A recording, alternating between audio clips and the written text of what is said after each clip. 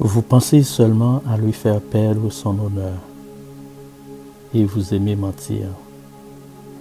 Vous dites des paroles de bénédiction, mais votre cœur est rempli de malédiction. Oui, je dois me reposer près de Dieu seul. C'est lui qui me donne espoir. Lui seul est mon solide rocher. Lui seul me sauve. Il me protège avec puissance. Je ne peux pas tomber. Mon salut et mon honneur viennent de lui. Mon protecteur puissant et mon abri, c'est lui. Vous qui êtes là, ayez confiance en lui. Dites-lui ce que vous avez dans le cœur. Dieu est pour nous un abri.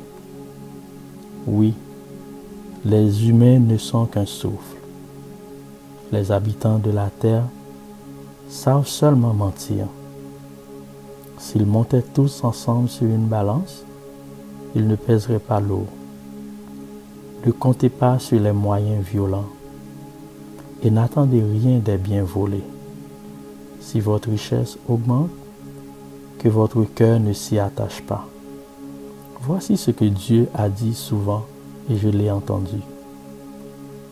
C'est moi qui possède la puissance.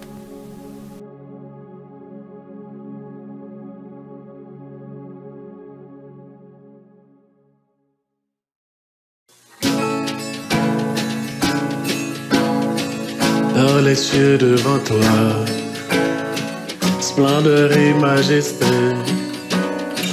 par l'infiniment grand, l'infiniment petit, et par le firmament, ton manteau étoilé, et parfait au soleil, je veux crier mon Dieu.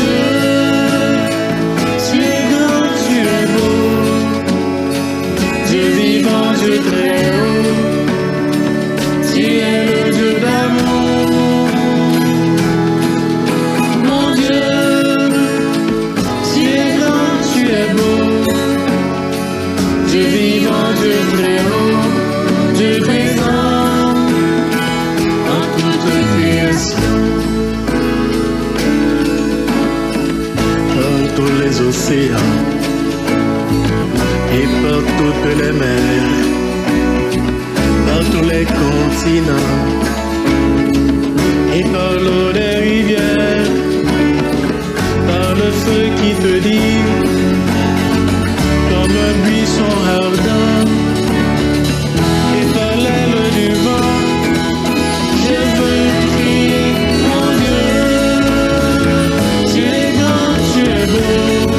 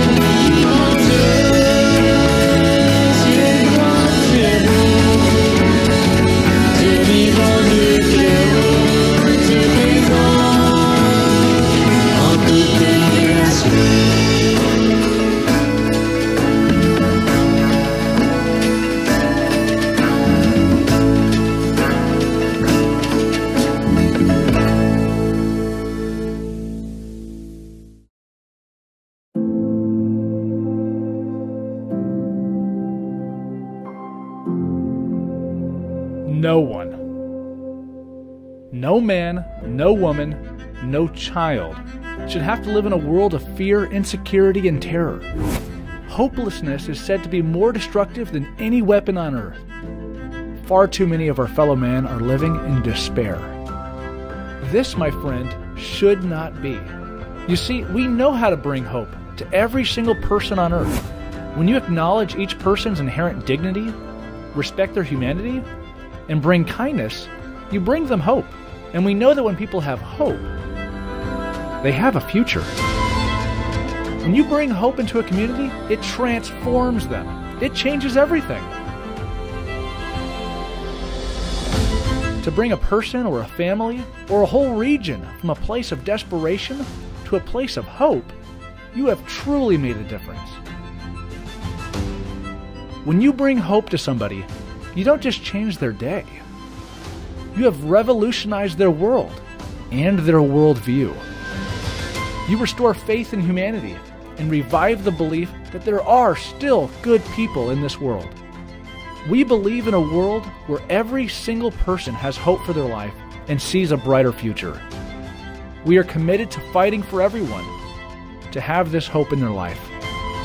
Through compassion, excellence, and integrity, we will restore hope worldwide.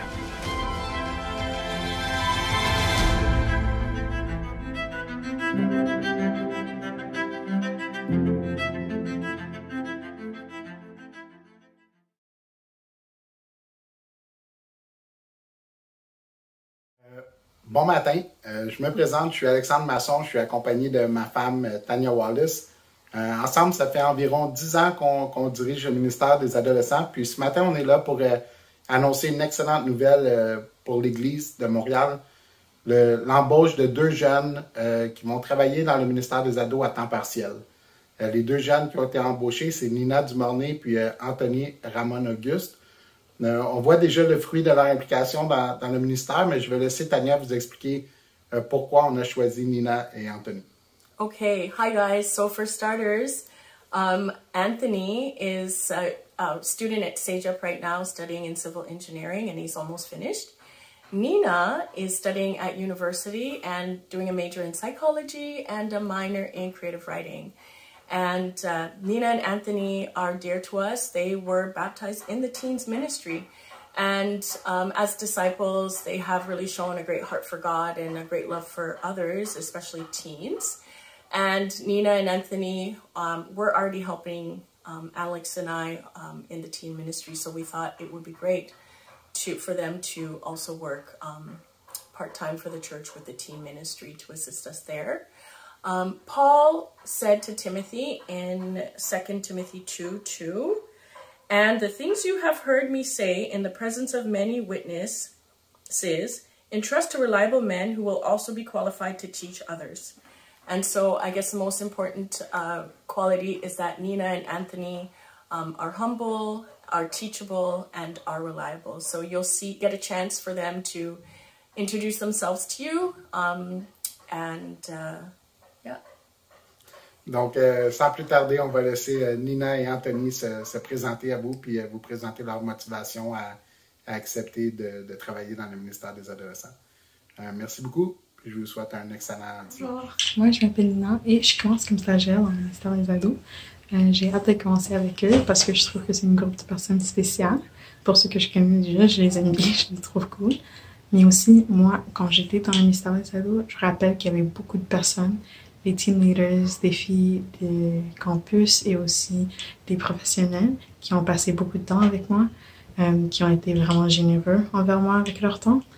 J'ai commencé dans le ministère des ados quand j'avais 12 ans, j'étais la plus jeune à l'époque, donc j'ai passé longtemps dans ce ministère-là et c'est une des choses qui m'a vraiment marquée, pour lesquelles j'ai été vraiment reconnaissante. Donc maintenant, c'est à mon tour de donner au suivant et c'est un plaisir de passer du temps avec les ados. Bonjour Église, je m'appelle Anthony, j'ai 22 ans, ça fait environ 4 ans que je suis disciple et cette année j'ai l'opportunité de travailler avec le ministère des ados. Le ministère des ados, c'est un ministère qui est très cher à mes yeux car elle a eu un impact assez positif dans ma vie, surtout dans ma vie spirituelle, Je me rappelle la première fois quand je suis arrivé ici à Montréal, c'était vraiment ce ministère qui m'a beaucoup aidé dans ma foi, à comprendre qui est Dieu, découvrir qui est Dieu, et aussi au travers des frères et de sœurs qui se sont aussi impliqués dans ma vie et qui ont joué ce rôle, cet exemple-là, afin de me montrer comment marcher comme Christ. Et c'était quoi marcher comme Christ? Donc le fait que j'ai le privilège maintenant cette année de faire pareil, d'être cet exemple aussi pour des jeunes ados, c'est vraiment un très grand privilège pour moi.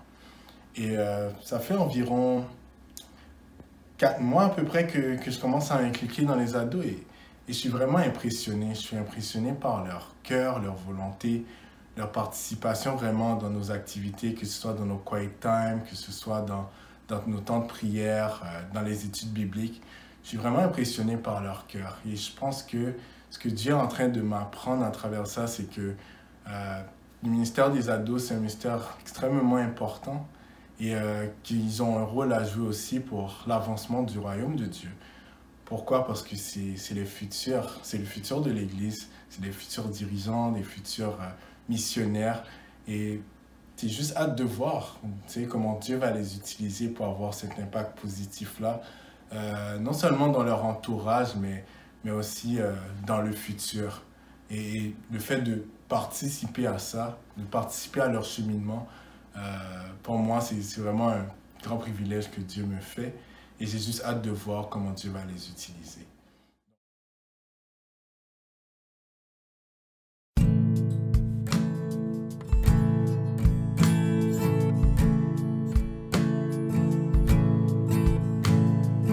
I've heard 1,000 stories of what they think you're like, but I've heard the tender whisper of love in the dead of night. You tell me that you're pleased and that I'm never alone. You're a good, good father. It's who you are. It's who you are. It's who you are, and I'm loved by you. It's who I am. It's who I am. It's who I am. And I've seen many searching for answers far and wide, but I know we're all searching for answers only you provide, because of you know just what we need before we say a word. You're a good, good father. It's who you are. It's who you are. It's who you are, and I'm loved by you. It's who I am. It's who I am. It's who I am. You're a good, good father. It's who you are. It's who you are. It's who you are, and I'm loved by you. It's who I am. It's who I am. It's who I am. You are perfect in all of your ways. You are perfect in all of your ways. You are perfect in all of your ways. You are perfect in all of your ways. You are perfect in all of your ways. You are perfect in all of your ways to us. His love so undeniable, I can hardly speak, and be so unexplainable, I can hardly think as you call me, deeper still as you call me, deeper still as you call me, deeper still, and to love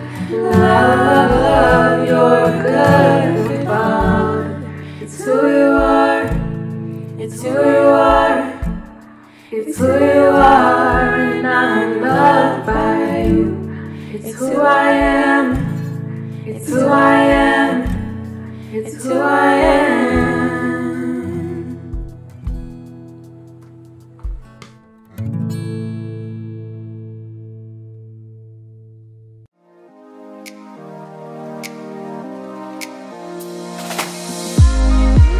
Bonjour à tous et bienvenue à notre service ce matin.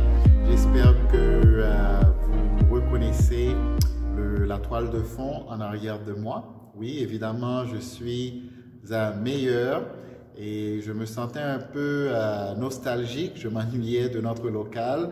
Je me rappelais les beaux moments que nous avons passés ensemble, les services que nous avons eus ici.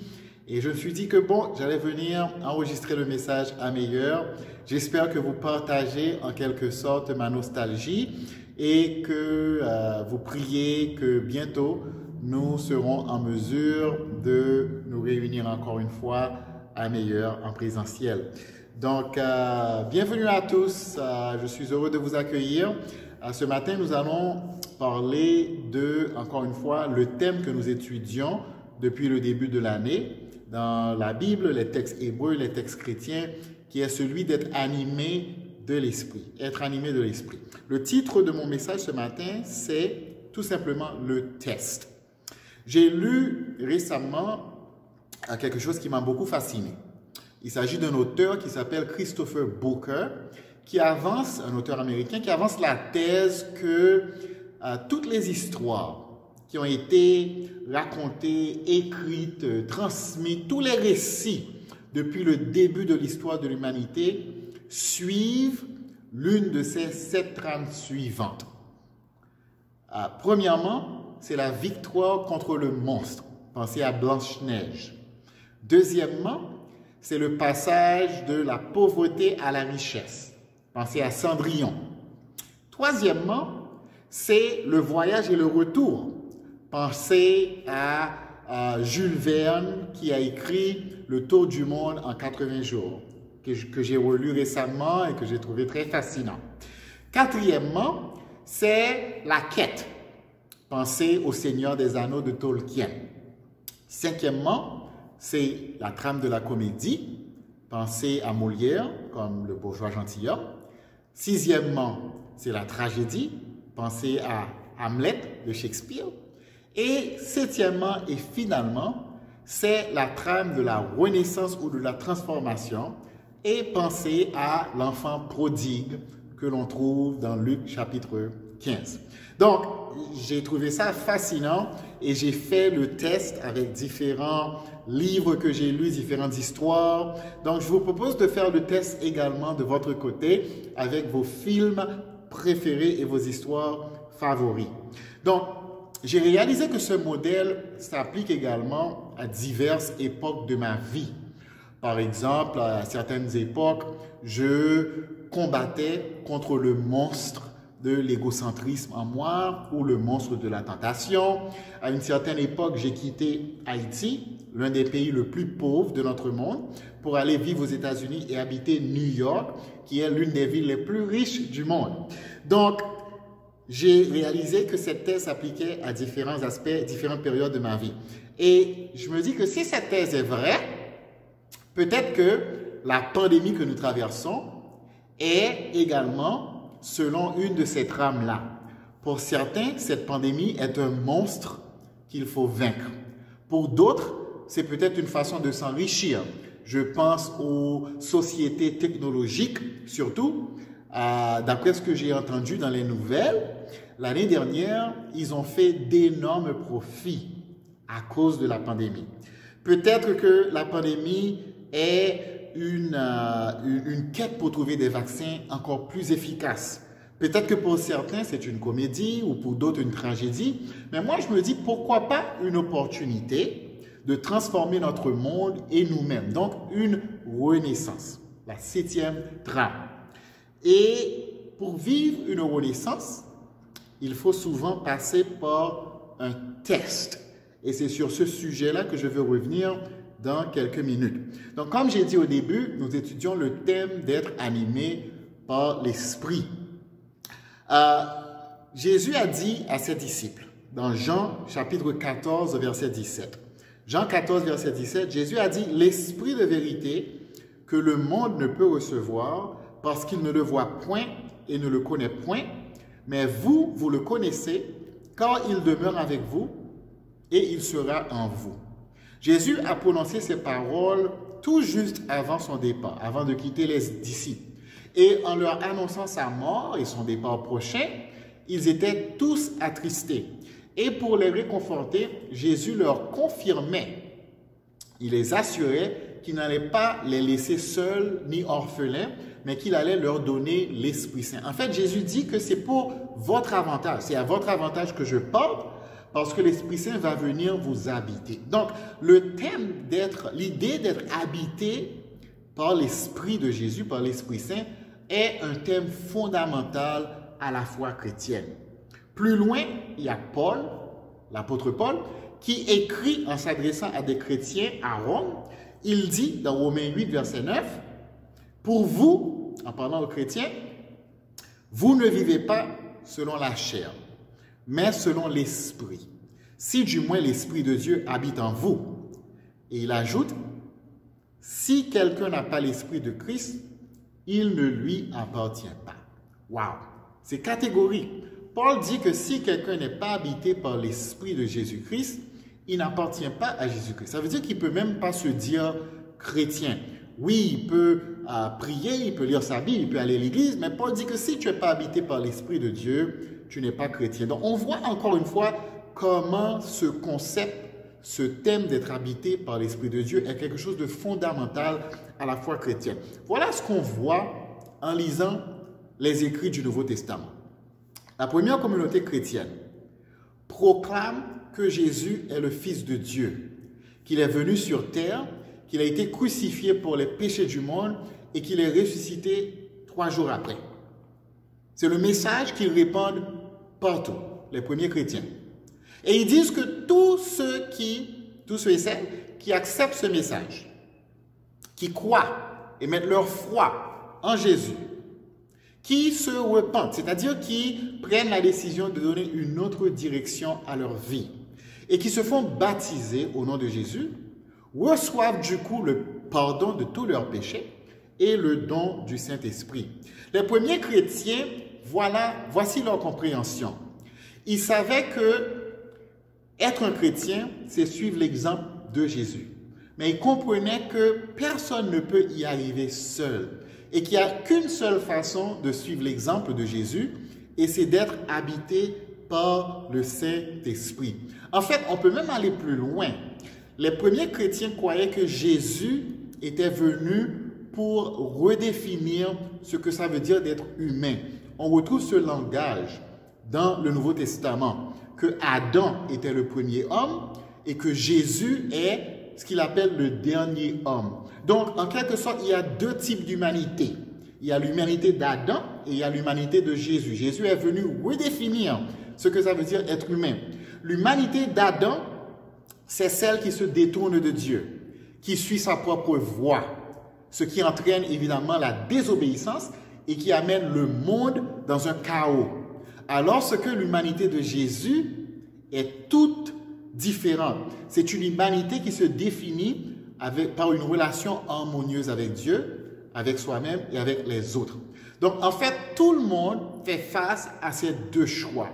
Soit on suit Adam, ou soit on suit l'humanité de Jésus. Donc, revenons à l'idée du texte.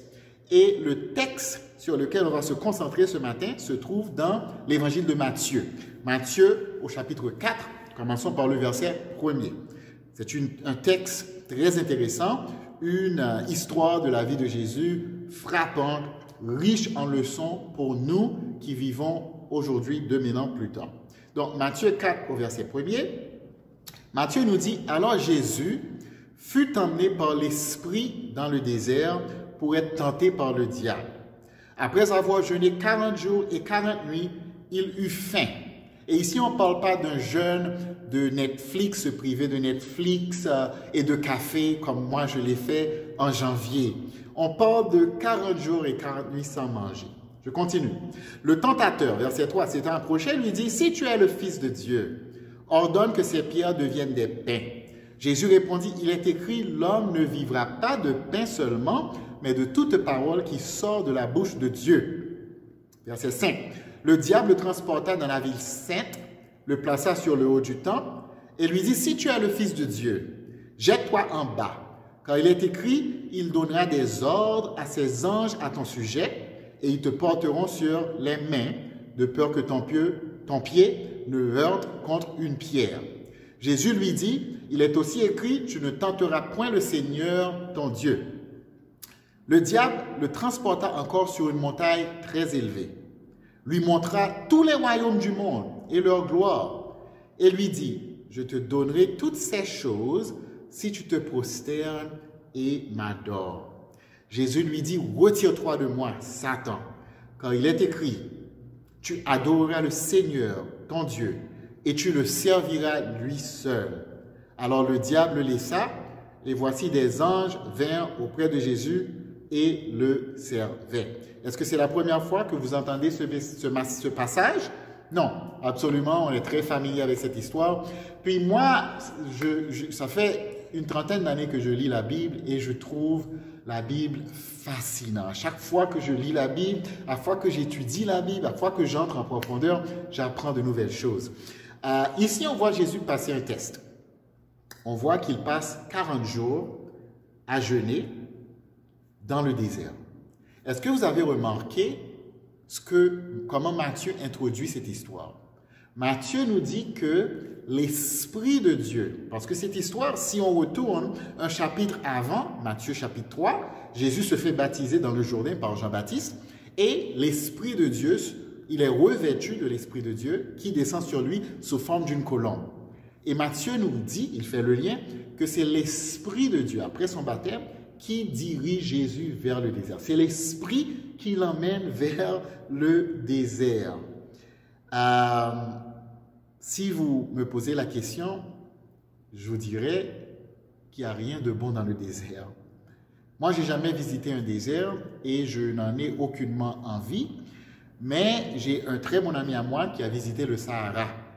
Puis à son retour de voyage, il a fait le Sahara, il a visité le Maroc. Et à son retour de mon voyage, il me parlait de cette expérience. Il me disait, ah Stanley, c'était une expérience inoubliable. Le silence, un silence assourdissant dans le désert. Il disait, la nuit, le soir, le ciel étoilé est d'une beauté incroyable. Mais il dit, ça prend un guide. Parce que si tu te perds dans le désert, alors tu n'en sortiras jamais. Donc moi, j'ai toujours vu le désert comme un endroit dangereux. Et pourtant, l'Esprit de Dieu dirige Jésus dans le désert. Je vous pose la question. Et si, et j'insiste sur le si, et si l'Esprit de Dieu veut nous diriger parfois également dans un désert? Il y a plusieurs théologiens qui font cette comparaison avec Jésus. Ils disent que Jésus est le nouvel Israël. Et ils font cette comparaison entre Jésus, des événements de la vie de Jésus et des événements de la vie du peuple d'Israël. Par exemple, premièrement, la fuite en Égypte. On voit que les Hébreux ont quitté leur terre, Canaan, pour aller en Égypte à cause de la famine. On voit que la famille de Jésus également fuit la Palestine pour aller en Égypte parce qu'Hérode cherchait à tuer Jésus. Donc, premier parallèle. Deuxièmement, avec Moïse, Dieu rappelle son peuple à la terre promise. Donc, Moïse amène son peuple hors d'Égypte. On voit que Joseph et Marie, à la mort d'Hérode, sortent d'Égypte avec Jésus. La fondation de la nation de Dieu se fait avec les 12 tribus d'Israël, qui étaient les 10 fils de Jacob et les 2 fils de Joseph. On voit aussi que Jésus fonde son ministère sur 12 apôtres. Moïse monte sur le mont Sinaï pour recevoir les tables de la loi.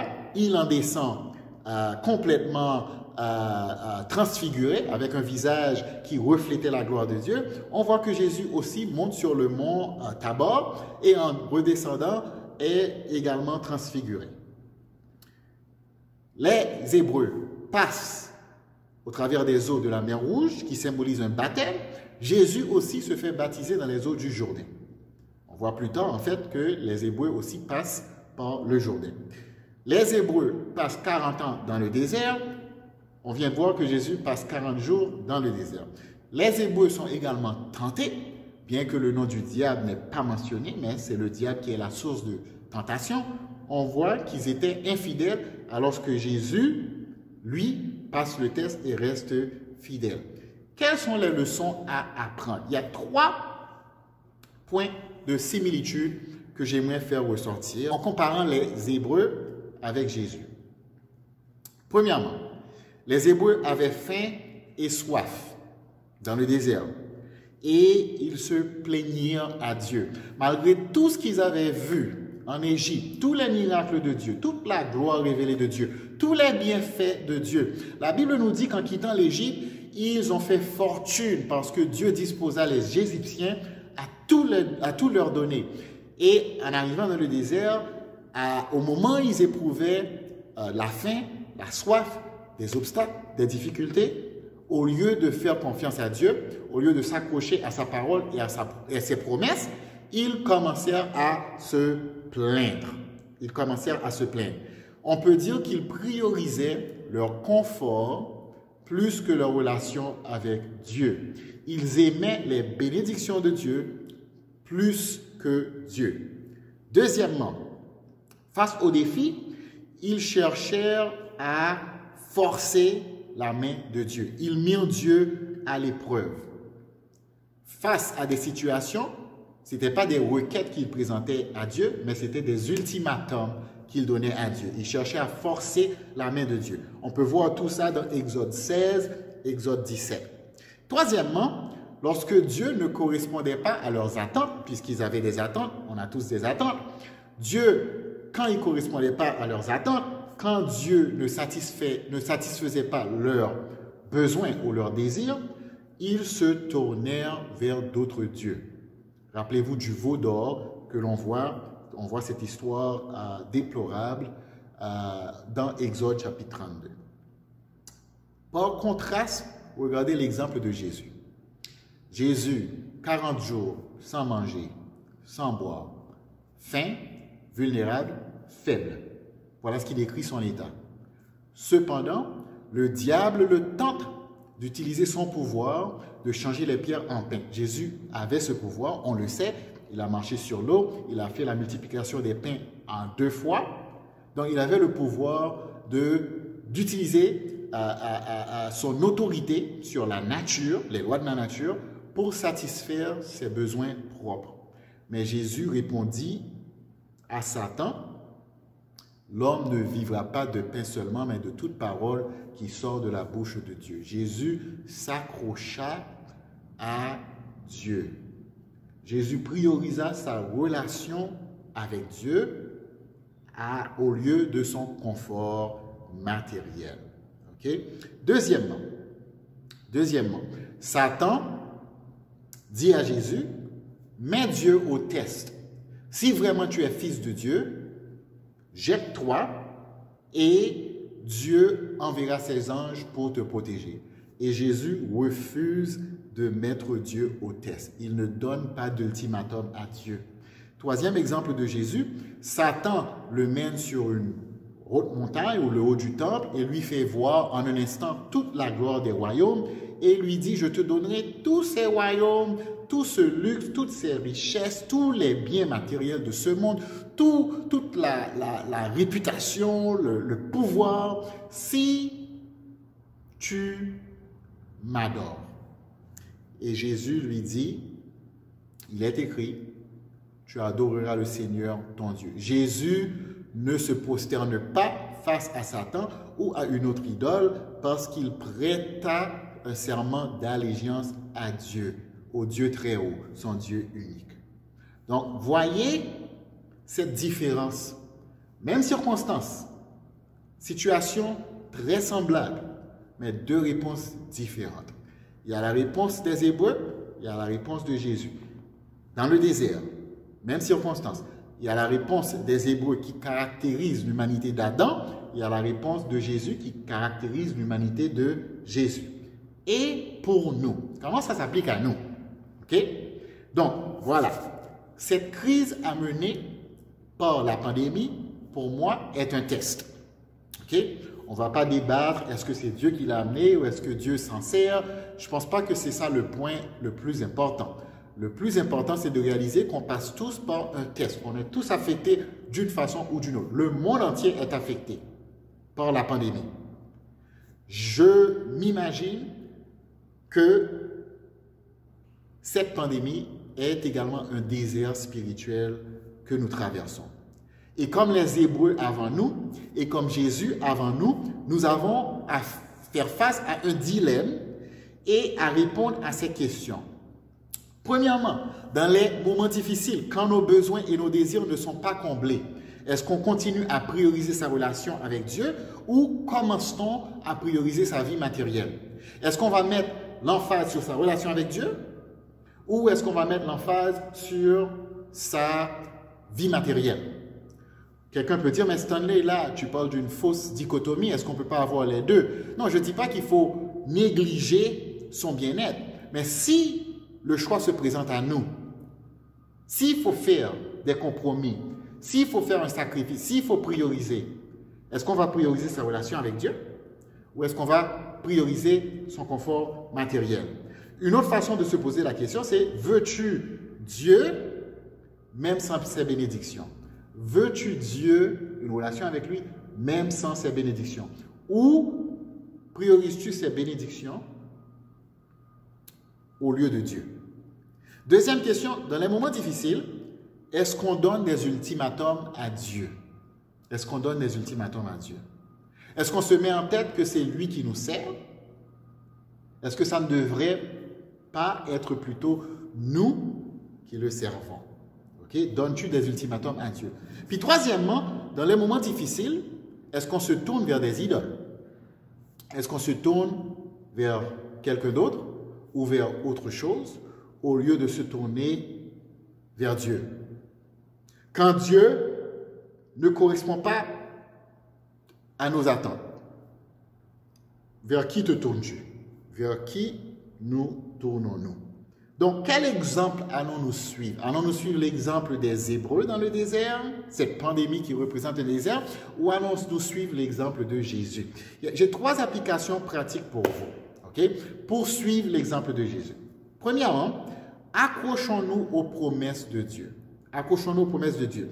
Dans Somme 107 au verset 35, la Bible dit « Il change le désert en étang et la terre aride en source d'eau. Il change le désert en étang et la terre aride en source d'eau. » Dieu est tout puissant. Dieu peut tout faire. Dieu peut changer ce désert en étang pour nous. Il peut changer cette terre aride en source d'eau. La foi, la confiance en Dieu, s'accrocher à ses promesses peut faire toute la différence. Le poète anglais John Milton, qui a écrit Le Paradis perdu, a dit dans ton esprit, tu peux changer un paradis en enfer et un enfer en paradis. Dans ton esprit, tu peux changer un paradis en enfer et un enfer en paradis. Donc pour John Milton, et puis ses paroles sont congruentes avec ce que l'Évangile nous annonce, c'est que ce n'est pas les circonstances qui déterminent le bonheur, mais c'est plutôt la disposition intérieure. C'est notre façon de penser, c'est notre perspective. Donc, est-ce que nous nous accrochons aux promesses de Dieu? Accrochons-nous aux promesses de Dieu. Deuxième application pratique. Restons connectés les uns aux autres. Restons connectés les uns aux autres. Il est évident qu'avec la pandémie, nous avons tous été poussés en quelque sorte dans l'isolement. On sort très peu. Il y en a qui ne sortent plus du tout. On travaille à partir de la maison. La majorité d'entre nous, on fait les services en ligne, on appelle des amis en ligne et c'est tellement facile de s'enfermer dans une bulle, dans son petit monde et de rester déconnecté. On passe la majeure partie de son temps sur le téléphone, sur l'ordi et c'est facile d'être submergé dans ce monde virtuel et de ne pas entretenir les liens, les relations avec nos frères et sœurs. L'auteur de l'Épître aux Hébreux nous dit, Hébreux 3, versets 12 à 13. Prenez garde, frères, que quelqu'un de vous n'ait un cœur mauvais et incrédule au point de se détourner du Dieu vivant.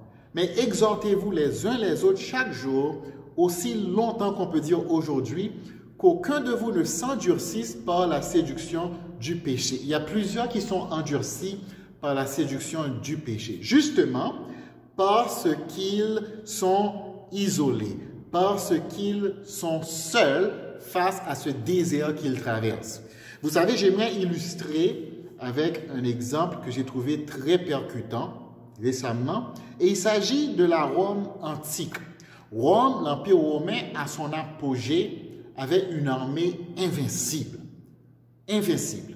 Oui, il y avait plusieurs facteurs. Il y avait l'art du combat, il y avait les armes militaires, il y avait les grands stratégistes et tout. Mais l'une des choses qui contribuait à la victoire constante des Romains, c'était leur discipline. Le légionnaire romain était armé entre autres d'un bouclier qu'on appelait le scutum. Et le scutum était un bouclier qui était composé de 3 feuilles de bois revêtues de cuir enduit d'huile pour qu'il soit impénétrable, et il faisait 2 mètres de hauteur et 1,5 mètre de largeur. Les Romains, les légionnaires romains avaient une formation tactique qu'ils appelaient la tortue. La tortue. Et ils se mettaient l'un à côté de l'autre, des boucliers en avant, ou par-dessus, ou à côté, et ça faisait un vrai tank humain, impénétrable face aux projectiles de l'ennemi.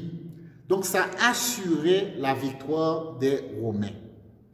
Utilisons cette illustration pour une leçon spirituelle. Si, dans l'Église, nos groupes de famille, nos ministères représentent cette tortue, la question que je vous pose, c'est à quel point cette tortue fonctionne-t-elle? À quel point sommes-nous soudés, accolés les uns aux autres? Je te pose une question personnelle. Es-tu à l'intérieur de cette tortue? Ou partie intégrale de cette tortue? Ou es-tu en dehors de cette tortue?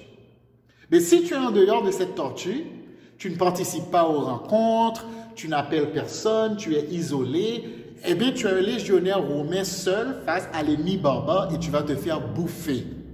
Donc, application pratique, reste dans la tortue humaine. Reste collé avec tes frères et sœurs.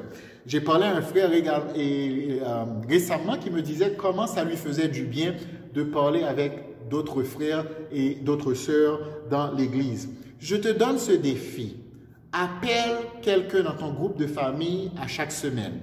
Appelle quelqu'un en dehors de ton groupe de famille à chaque semaine. 2 personnes par semaine. Ça fait du bien. On en a tous besoin. Ça va t'encourager et ça va les encourager. Restons connectés et traversons ce désert ensemble. Et finalement, développons la résilience. La résilience devient un terme très important dans les discours de nos jours pour combattre le syndrome du stress post-traumatique. Quand les choses ne vont pas comme on le veut, c'est facile de se plaindre. C'est facile pour nous chrétiens de se fâcher contre Dieu. On peut choisir, ou on peut choisir de se ressaisir, de persévérer, d'avoir confiance, et de développer de la résilience. Il y a une famille dans mon groupe de famille, Dominique et moi, dans notre groupe de famille, qui a connu une tragédie la semaine dernière. Et ça m'a porté honnêtement au découragement.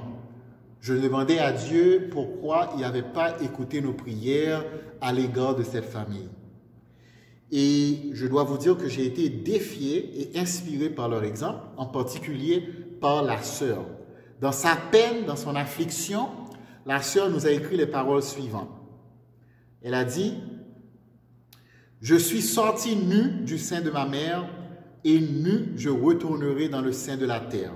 L'Éternel a donné, et l'Éternel a ôté. Que le nom de l'Éternel soit béni. » Donc, c'est les paroles fameuses qu'on retrouve dans Job, chapitre 1er, au verset 21. Quand Job, le serviteur de Dieu, a reçu la nouvelle que tous ses biens avaient disparu, son bétail, ses enfants, ses maisons, il avait tout perdu. Et la sœur a continué en disant, je veux avoir le cœur de Job qui bénit l'Éternel quand l'Éternel donne et quand l'Éternel ôte. En ce moment, je veux mettre tout mon espoir et toute ma confiance en Dieu et me rappeler à quel point il nous aime. Il a enlevé tous nos péchés et nous a donné la vie en son Fils Jésus. Pour moi, cette sœur, cette famille est un exemple de foi et de résilience.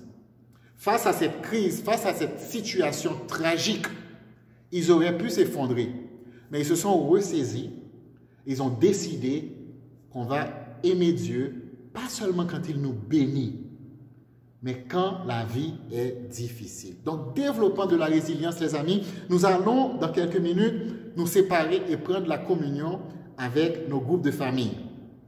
Ayons cette attitude de résilience. Ayons cette attitude de rester connectés les uns aux autres. Ayons cette attitude de s'accrocher aux promesses de Dieu afin que nous puissions traverser ce désert ensemble et suivre l'exemple de Jésus et non celui d'Adam. Triomphons comme Jésus en suivant son exemple. Que Dieu vous bénisse.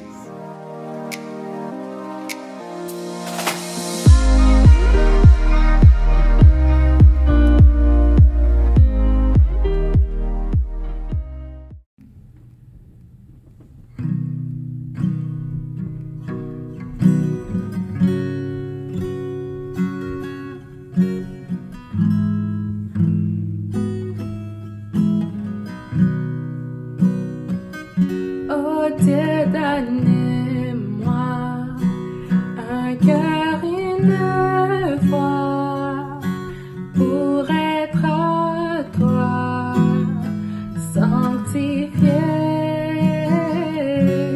reconnaissant, je fais le serment de te servir à jamais.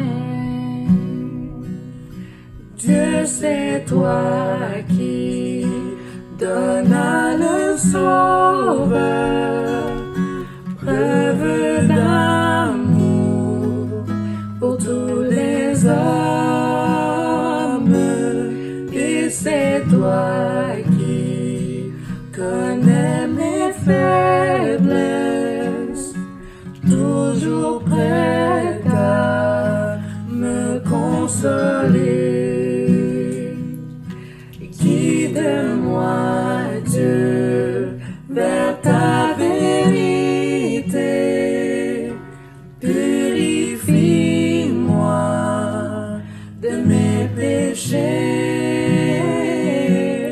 Remplis mon cœur de ton esprit et qu'il m'enflamme jour et nuit.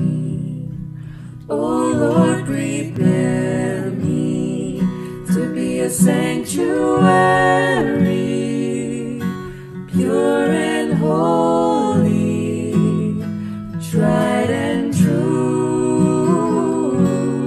With thanksgiving, I'll be a living sanctuary for you. It was you, Lord, who gave the Savior, heart and soul, Lord, to every man. It is you, Lord, who knows my weakness. You refine me with thine own hands.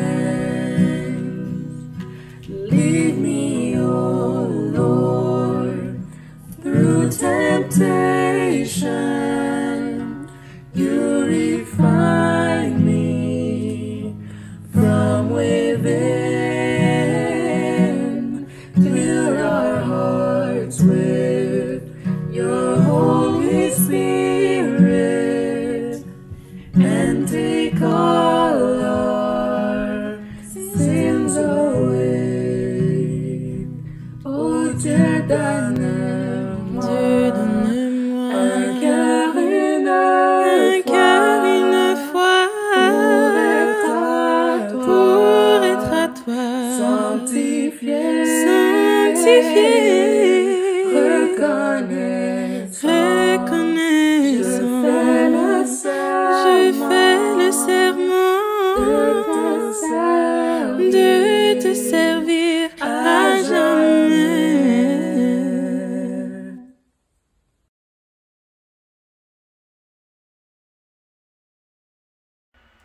Merci Stanley pour ce message incroyable. J'ai vraiment aimé le parallèle que tu as fait entre Jésus et puis le peuple israélite dans le désert. Le fait que face aux tentations, Jésus lui a décidé de faire confiance en Dieu et aux promesses de Dieu. C'est-à-dire que le peuple israélite, eux, ont préféré suivre leur propre voie et leurs propres désirs. Et comme tu l'as bien dit, nous aussi, nous avons nos propres épreuves, notre propre test au travers duquel nous devons passer. Et nous avons aussi le choix de soit être comme Jésus, soit être comme le peuple israélite. Et vraiment, j'espère que nous pourrons tous prendre ces pratico-pratiques que tu as données à la fin à cœur pour pouvoir vraiment se rapprocher de l'exemple de Jésus et de vraiment avoir confiance en Dieu et ne pas voir tout ce qui se passe dans notre vie comme une situation de stress, mais plus comme un test qui peut nous amener à un autre niveau spirituel. Donc, encore une fois, merci pour ce message. Maintenant, par rapport aux annonces, premièrement, lundi à 19 h, il y aura les cours de français comme d'habitude. Le lien pour y participer sera dans le courriel hebdomadaire envoyé par Manuel demain matin. Donc, cours de français lundi soir à 19 h. Et nous aurons notre mi-semaine pour tous ce mercredi à 19 h. Le lien encore une fois sera dans le lien de Manuel demain matin. Jeudi matin, il y aura un dévot pour les femmes sur le livre d'Éphésiens. Si ça vous intéresse, le lien sera transmis dans le courriel hebdomadaire. Donc, courriel très important à regarder si vous ne voulez pas manquer d'informations. Dimanche prochain, rendez-vous sur notre chaîne YouTube pour le message de la semaine prochaine. Et ce sera aussi la fête des femmes. Petit rappel si vous voulez préparer quelque chose pour votre mère. Dimanche prochain. Et finalement, mercredi le 12 mai, vous êtes tous invités à une célébration qui aura lieu sur Zoom. Le lien pour participer sera dans le email de demain matin. Et au fond, c'est une célébration en fait pour tous ceux qui se sont donnés, qui ont été volontaires à participer à l'une des activités de Hope et qui ont servi. Ce sera une célébration pour les encourager. Donc mercredi le 12 mai sur Zoom de 20 h à 20 h 30. Bonjour Église, c'est encore moi. Avant de nous séparer, nous allons lire une écriture et par la suite duquel nous allons avoir un dernier chant et pouvoir nous rencontrer par groupe de famille et prendre la communion ensemble. Donc l'écriture, c'est Romains 8, versets 28 à 39. Donc en Romains 8, versets 28 à 39, la Bible dit « Nous savons du reste que toute chose concourt au bien de ceux qui aiment Dieu, de ceux qui sont appelés selon son dessein. Car ceux qu'il a connus d'avance, il les a aussi prédestinés à être semblables à l'image de son Fils, afin que son Fils fût le premier-né entre plusieurs frères. Et ceux qu'il a prédestinés, il les a aussi appelés. Et ceux qu'il a appelés, il les a aussi justifiés. Et ceux qu'il a justifiés, il les a aussi glorifiés. Que dirons-nous donc à l'égard de ces choses? Si Dieu est pour nous, qui sera contre nous? Celui qui n'a point épargné son propre Fils, mais qui l'a livré pour nous tous, comment ne nous donnera-t-il pas aussi toutes choses avec lui? Qui accusera les élus de Dieu? C'est Dieu qui justifie. Qui les condamnera? Christ est mort. Bien plus, il est ressuscité et il est à droite de Dieu. Et il intercède pour nous. Qui nous séparera de l'amour de Christ? Sera-ce la tribulation ou l'angoisse ou la persécution ou la faim ou la nudité ou le péril ou l'épée? Selon qu'il a écrit, c'est à cause de toi qu'on nous met à mort tout le jour, qu'on nous regarde comme des brebis destinées à la boucherie. Mais dans toutes ces choses, nous sommes plus que vainqueurs par celui qui nous a aimés.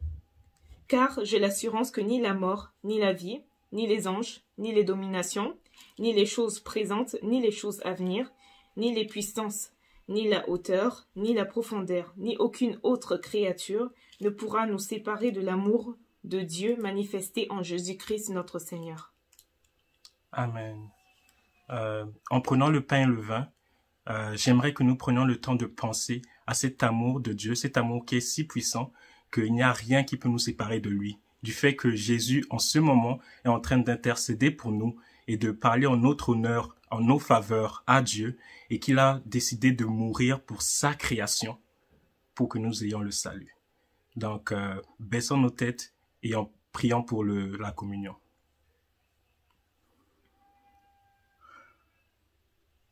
Éternel Dieu, c'est vraiment une joie de pouvoir venir devant toi, un honneur de pouvoir s'incliner devant toi et de pouvoir te louer, te prier et avoir la chance, Papa, de t'appeler Père, d'appeler Jésus notre frère et de faire partie, Père, de ton royaume, de ta famille, d'être tes serviteurs sur terre pour annoncer ta bonne nouvelle.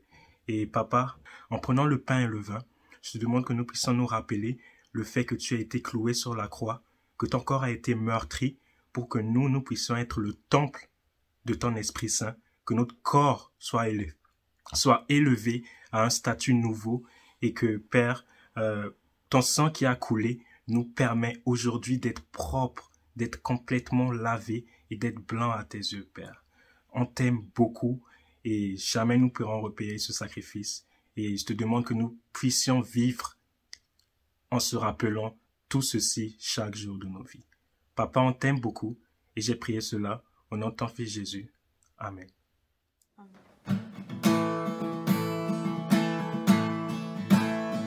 The Lord is good in all of his ways. He loves me in his unending grace.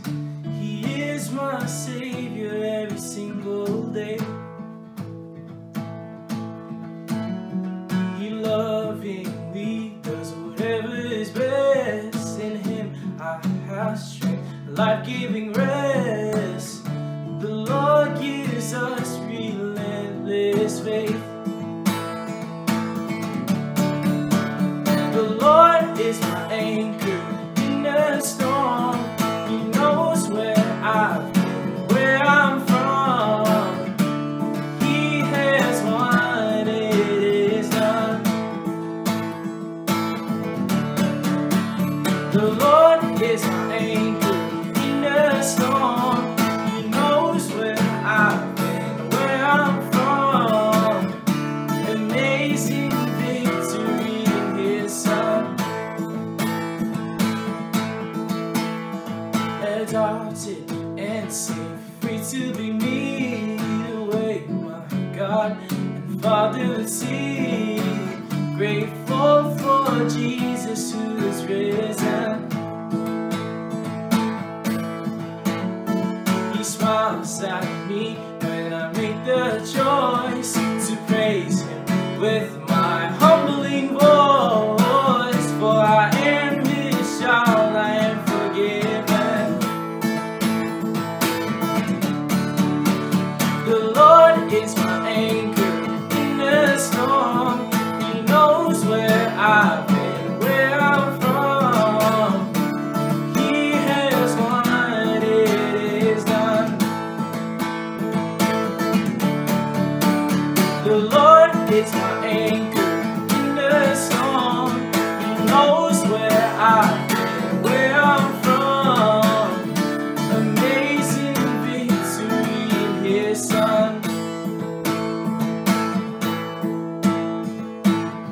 His love never ends. He sets me free. Thank you, Lord, for loving me. His love never ends. He sets me free. Thank you, Lord, for loving me. Yeah. The Lord is my anchor in the storm. He knows where I've been, where I'm from. He has won, it is done.